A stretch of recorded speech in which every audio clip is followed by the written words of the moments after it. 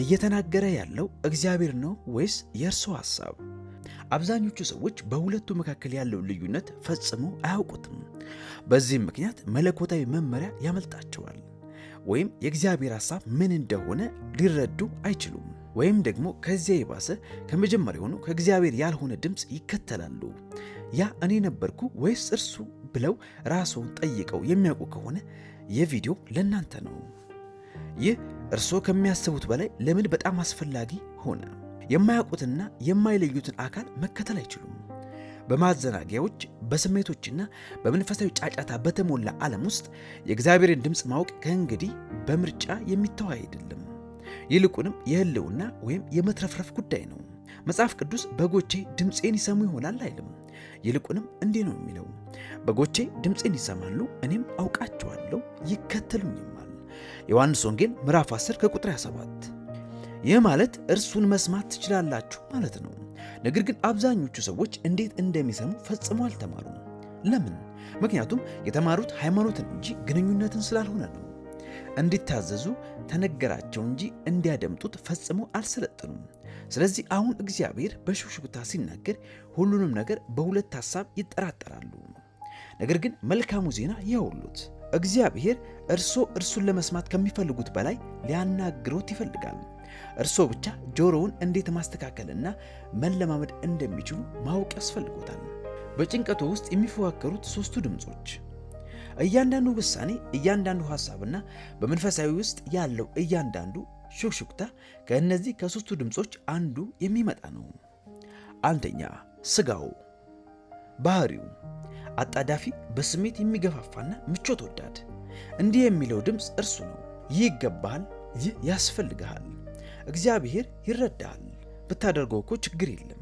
እነዚህ ሐሳቦች ስጋው ለእግዚአብሔር እንዲታዘዝ አይፈልጉም፣ ለራሱ ምቾትን እንጂ። ምቾት ይመስላል፣ ነገር ግን ወደ ማሽቆልቆልና ከእውነት ጋር ወደ መደራደር ያመራል። ከእግዚአብሔር ሐሳብ ጋር ወደ መቃረን ይወስዶታል። ስለ ጌቴሰማኒ የአትክልት ስፍራ አስቡ። ኢየሱስ እንዲህ አለ፣ መንፈስ ተዘጋጅታለች፣ ሥጋ ግን ደካማ ነው። ማቴዎስ ወንጌል ምዕራፍ 26 ከቁጥር 41። ሥጋ መጸለይ አይፈልግም። ስልክ መጎርጎር፣ ሶሻል ሚዲያ ስክሮል ማድረግ ይፈልጋል። ዓላማን አይፈልግም፣ ተድላን እንጂ። ካልተጠነቀቁ ለአንድ አፍታ ጥሩ ስሜት ወደሚሰማውት ነገር ግን በረጅም ጊዜ ትልቅ ዋጋ ወደሚያስከፍሉት ነገር ይመራውታል። ሁለተኛ፣ ጠላት ባህሪው ረቂቅ፣ ኮናኝና አታላይ። እርሱ ቀንድ በመሰል ነገር አይመጣም፣ በአስፈሪ መልክ አይከሰትም፣ በከፊል እውነቶች ወይም እውነት በሚመስሉ ነገሮች እንጂ። ምክንያታዊ ይመስላል፣ ነገር ግን በውሸት የተለወሰ ነው። እንዲህ ይላል፣ እግዚአብሔር ካንተ ጋር ጨርሷል፣ ፈጽሞ አይፈልግህም፣ አንተ አትለወጥም። በእውነት እግዚአብሔር ካንተ ጋር ቢሆን ኖሮ ይህ ቀላል ይሆን ነበር ይልሃል። ሐሳቡ አንተ ከእግዚአብሔር ጋር ያለህን እምነትና አንተ በእግዚአብሔር ላይ ያለህን መደገፍ ማስጣል ነው። ይህ በትክክል በሔዋን ላይ የተጠቀመው ያው ስልት ነው። በእውነት እግዚአብሔር አዟልን የሚል ጥያቄ ሊጠይቅ ይችላል። በዘፍጥረት 3:1 ላይ ለሔዋን እንደጠየቃት። ጠላት ሁል ጊዜ ማንነትን ይጠይቃል። እግዚአብሔር ማን እንደሆነና እርሶ በእርሱ ውስጥ ማን እንደሆኑ እንድትጠራጠሩ ይፈልጋል። ድምፁ እፍረትን፣ ፍርሃትን፣ በራስ መተማመን ማጣትንና መንፈሳዊ ሽባነትን ያመጣል። ፈተናው ይኸውልዎት፣ ድምፁ የሚከስ፣ የሚያገል ወይም የሚያታልል ከሆነ እግዚአብሔር አይደለም። ሶስተኛ፣ የእግዚአብሔር መንፈስ ባህሪያቱ ሰላማዊ፣ ግልጽና ወጥ። የእግዚአብሔር ድምፅ ያለ ኩነኔ ይወቅሳል፣ ስህተቱን ያሳያቸዋል፣ ነገር ግን ሁል ጊዜ ይመልሳቸዋል። ጸጋው ያግዛቸዋል። በማቴዎስ ወንጌል ምዕራፍ 11 ከቁጥር 28 እንደዚህ ይላል፣ እናንተ ደካሞች ሸክማችሁ የከበደ ሁሉ ወደ እኔ ኑ፣ እኔም አሳርፋችኋለሁ። ድምፁ ወደ እጅ መስጠት ወይም ለእግዚአብሔር ወደ መገዛት እንጂ ወደ እፍረት አይመራም። ራስን ወደ መጣልና ራስን ወደ መጥላት አያመጣም። ውሳኔዎችን አያጣድፍም ወይም በፍርሃት አይጫኑትም። ከቅዱሳት መጻሕፍት ጋር ይጣጣማል። በጥበበኛ ምክር ይመልሶታል። እናም ሁልጊዜም በአእምሮ ትርጉም የማይሰጥ ሰላምን ይሰጦታል። በዚህ መንገድ አስቡት። ሥጋ ከችኮላ ወይም ከስሜት ተነሳሽነት ይናገራል። ጠላት ከክስ ይናገራል። መንፈስ ከእውነት ይናገራል። ያንን የመጨረሻውን መስማት መማር በጥሬው ውስጥ ለመመላለስ ዋናው ቁልፍ ነው። በእውነት እግዚአብሔር መሆኑን እንዴት ማወቅ ይቻላል? እውነቱን እንነጋገር። እግዚአብሔር በታላቅ ድምፅ ቢናገር ኖሮ ይህ ለመስማት ቀላል ይሆን ነበር። ነገር ግን አብዛኛውን ጊዜ ረቂቅ፣ ውስጣዊና ጸጥ ያለ ነው። ታዲያ በእውነት እርሱ መሆኑን እንዴት ማወቅ ይችላሉ? በእውነተኛ ሕይወትና በመጽሐፍ ቅዱሳዊ ምሳሌዎች እንከፋፍለው። የመጀመሪያው ነጥብ ከቅዱሳት መጻሕፍት ጋር ይጣጣማል። ስሜቶ በሚጎዳበት ጊዜ እንኳን የእግዚአብሔር ድምፅ ሁልጊዜ እናንተ መስማት የምትፈልጉትን አይነግረውትም፣ ነገር ግን ሁልጊዜ መስማት የሚያስፈልገውትን እንጂ። ጴጥሮስ ኢየሱስን ከመስቀል ሊጠብቀው በሞከረ ጊዜ ኢየሱስ ወደ ኋላ ሂድ አንተ ሰይጣን ሲል መለሰለት። በማቴዎስ ወንጌል ምዕራፍ 16 ከቁጥር 23 ላይ ታማኝነት ይመስል ነበር፣ ነገር ግን የእግዚአብሔር ፍቃድ አልነበረም።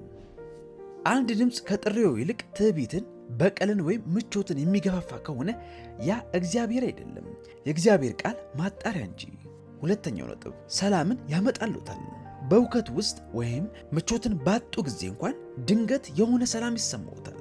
ኤልያስን ያስታውሱ። ከእግዚአብሔር ለመስማት ጓጉቶ ነበር። ነጎድጓድ፣ ኃይለኛ ነፋስ፣ እሳትን ይጠብቅ ነበር። ነገር ግን እግዚአብሔር በዝምታና በሹክሹክታ ወደ እርሱ መጣ። አንደኛ ነገሥት ምዕራፍ 19 ከቁጥር 12። እግዚአብሔር ለመወዳደር አይጮህም፣ ወደ እርሱ ሊስቦት በሹክሹክታ ይናገራል። አንዳንድ ጊዜ ከፍተኛው ድምፅ እውነተኛው አይደለም። የእግዚአብሔር ድምፅ አይጮህም፣ ያረጋጋል እንጂ። ሶስተኛው ነጥብ ወደ መልሶቹ ብቻ ሳይሆን ወደ ራሱ ያቀርቡታል። እግዚአብሔር መመሪያዎችን ብቻ ጥሎሎት አይሄድም ወይም አይጠፋም፣ ወደ ግንኙነት ይስበዎታል። የሙሴን የሚነድ ቁጥቋጦ ቅስፈት አስታውሱ። ያ መጀመሪያ ብቻ ነበር። ቆይቶ ግን ቅዱስ ቃሉ እንዲህ ይለናል፣ እግዚአብሔር ሰው ከባልንጀራው ጋር እንደሚነጋገር ፊት ለፊት ከሙሴ ጋር ይነጋገር ነበር። ዘጸአት ምዕራፍ 33 ከቁጥር 11። የእግዚአብሔር ድምፅ ሁልጊዜ ወደ ጥልቅ ትስስር ይመራል እንጂ ወደ መገለል፣ ወደ ራስ ወዳድነት ወይም ወደ ቁጥጥር ፈጽሞ አይመራም። እግዚአብሔር ዝም ሲል የእግዚአብሔር ዝምታ ማለት አለመኖሩ ማለት አይደለም። ኢየሱስ በምድረ በዳ ለ40 ቀናት ብቻውን ሲፈተን አስቡ። እግዚአብሔር በዚያ በሚሰማ ድምፅ አልተናገርም። ነገር ግን ኢየሱስ አስቀድሞ የሰማውን ወይም የተጻፈውን ቃል ተጠቀመ።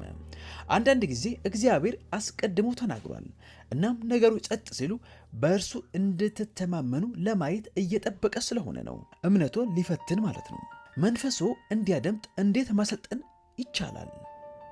የእግዚአብሔርን ድምፅ በግልጽ ለመለየት ከፈለጉ ምልክትን በመጠባበቅ ብቻ ዝም ብለው መቆየት የለቦትም። መንፈሶ እንዲያዳምጥ ማሰልጠን አለቦት። ማንም የማይናገረው እውነት ያወሉት ለማወቅ ጊዜ ሰጥተው የማያውቁትን ድምፅ ፈጽመው መስማት አይችሉም። እስቲ ስለዚህ ነገር አስቡ። ከአንድ ሰው ጋር ብዙ ጊዜ ባሳለፈ ቁጥር የእነሱን ቃና፣ የአነጋገር ዘይቤና የልብ ምት ይበልጥ ያውቃሉ። እግዚአብሔርም እንዲሁ ነው። አሁንም ያ እርሱ ነበር ወይስ እኔው ራሴ ብለው እያሰቡ ከሆነ ምናልባት የላቀ ምልክት ከመጠየቅ ይልቅ ጥልቅ ግንኙነት መገንባት ይኖርቦታል። ምክንያቱም የሚከተለው ድምፅ የወደፊት ሕይወቶን ይቀርጸዋልና እና ከእግዚአብሔር የሚመጣ አንድ ሹክሹክታ ሁሉንም ነገር ሊለውጥ ይችላል። በኮሜንት ላይ ይህንን ይጻፉ። አምላክ ሆይ ድምፅህን እንዳውቅ እርዳኝ። ከአንተ ጋር እንዴት እንደምገናኝና ከአንተ ጋር እንዴት ጊዜን እንደማሳልፍ አስተምረኝ። ይህንን በኮሜንት መስጫ ላይ አስቀምጡልን። ዝግጅታችን ይህንን ይመስል ነበር። አብራችሁን ስለነበራችሁ እናመሰግናለን። ለቻናሉ አዲስ ከሆናችሁ ቻናሉን ሰብስክራይብ እንዲሁም ላይክ፣ ሼር በማድረግ ለወዳጆ ያጋሩ። ተባረኩ።